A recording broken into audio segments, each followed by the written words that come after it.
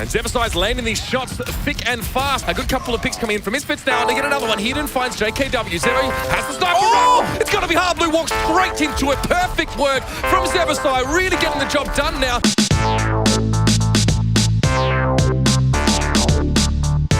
Widowmaker is a lot more viable than she used to be, even in this tank-heavy meta, as Misfits showed us by playing a 3 DPS strategy to win DreamHack Winter. I already broke down Soon's component of the 3 DPS 3-headed monster, but in a big way, Zebasai flexing on Widow or Zarya was a key component as well. In this video, I'm going to break down the strategy of how Misfits use the space that Widowmaker creates to make plays for Soon on the backline. And we're going to break down some examples of it working really well and what benefits a sick Widowmaker can bring your team. Now, I'm sure there's a lot of you who would like me to teach you how to aim with Widowmaker. Note, that can take an entirely separate video on aim, because if I explained it fully, I wouldn't have time to talk about anything else. But we will break down one clip to explain how Zebasai aims, and then get to the strategy component. The opening clip to this video not only was a sick shot, it also showed a few good examples of strong Widowmaker fundamentals that you can implement in your play. We're going to take it into super slow motion now so we can see every little aspect. First and foremost is the concept of crosshair placement. If you're playing a hit scan hero that needs to go for the head, you should always be trying to preemptively place your crosshair at the most likely point of contact where your enemy's head is going to be coming around corners.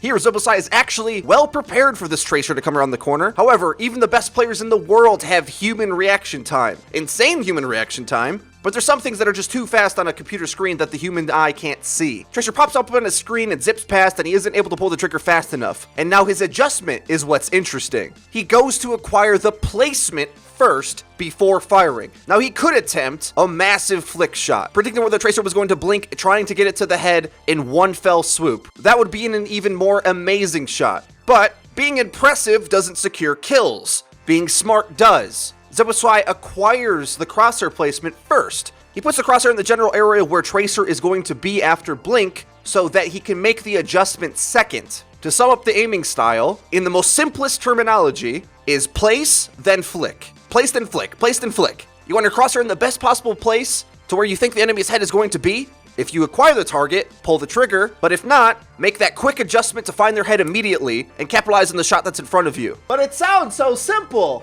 Well, actually hitting the shots when you see them is the hard part. The methodology is kind of simple, and if you look closely through Zebasai's clips through this video, you'll see that that is the aiming style. There is some Widowmakers that might do more flick-heavy play, but the truth of the matter is, I don't know if Zebo considers himself an all-star Widow, but I don't, to be honest. He's just the only pro that's running Widow right now, but he plays it as a flex player, which is what I find even more interesting. He doesn't play it to necessarily carry the team by himself. He plays it to contribute into the team lineup and the dynamic of their three-pronged approach with triple DPS. With that being the case, he doesn't have to go for nor hit every single insane shot. The way Misfits' team comp is set up, it's not expecting the Widowmaker to carry them. He just has to play a stable Widowmaker for the strategy to work. And with that being the case, the more conservative acquire and fire strategy, instead of just flicking to every shot immediately, is the way to go, because it'll give him the most reliable impact on Widow, even if it means he hits more body shots. His role in the team is to set up the flankers to have a good time, whether that means he gets a pick off, which is great, or even hits a body shot for one of his flankers to finish off. The cool thing about the 3 DPS strategy, or what I like to call the squad comp, it puts pressure on the defense to bend until it breaks. In these tank-heavy lineups that teams are running, you can't really expend the resources to go chase down the Widow, and if you do, you're stretching out the team and thinning out the resources, which is what the flanker characters want anyway. It's hard for Soon on Tracer to dodge all 6 of them,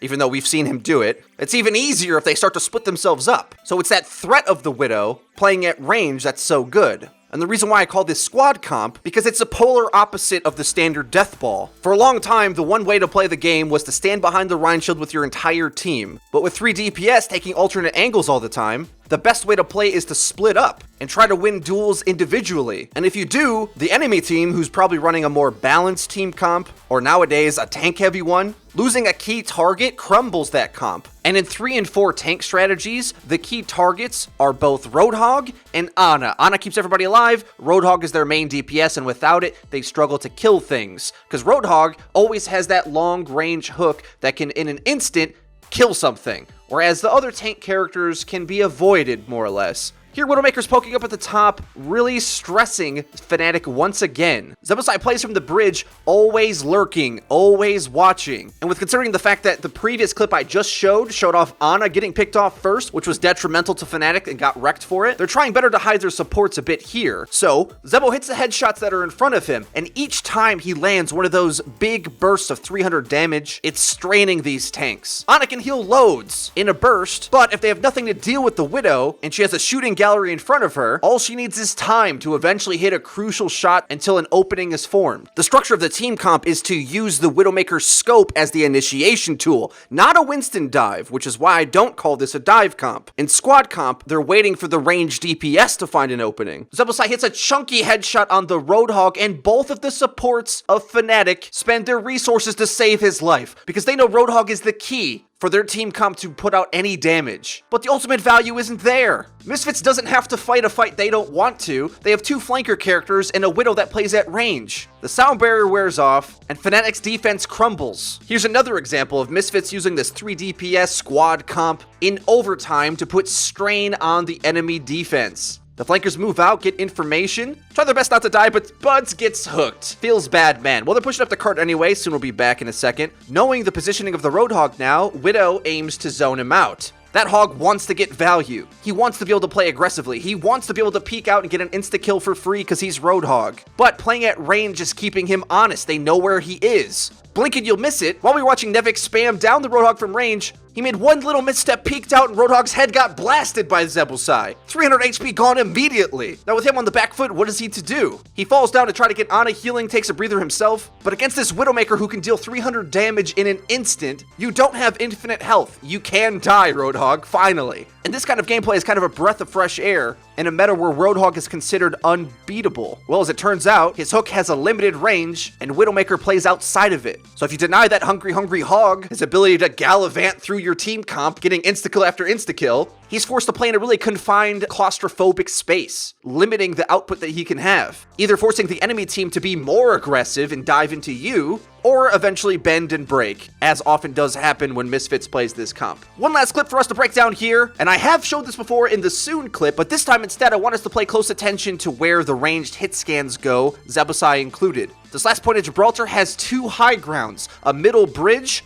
and a back bridge. As this fight develops, Soon is in the backline doing all the dirty work, but be careful to look up to see where his Misfits buddies have set up. While Soon is wrecking everything, it might be hard to notice that Zebusai is far out in the distance, and Nevik's on Soldier is above him once again. Taking this strong positioning was almost a guarantee for Misfits to take this point, because how can they possibly deal with the 3 DPSs crossfiring them from different ranges? This is more of a traditional FPS sort of setup, something that you might see in like Counter-Strike or other shooter games, where setting up multiple angles of attack is really powerful. Playing more DPS is all about taking proper positioning, so you watch each other's backs, you can crossfire on the same targets, and once Widow gets high ground in the back, Soldier gets high ground in the midsection, and the Tracers in the backline, what's the enemy team to do but get tore apart? They have to play insane and probably kill the Tracer first, likely getting shot by the other two ranged DPS characters at the same time, or they go chase those other characters in an unfavorable duel, meanwhile the other DPS that they aren't accounting for at that same time are wrecking their team. It's a nightmare scenario for this tank-heavy lineup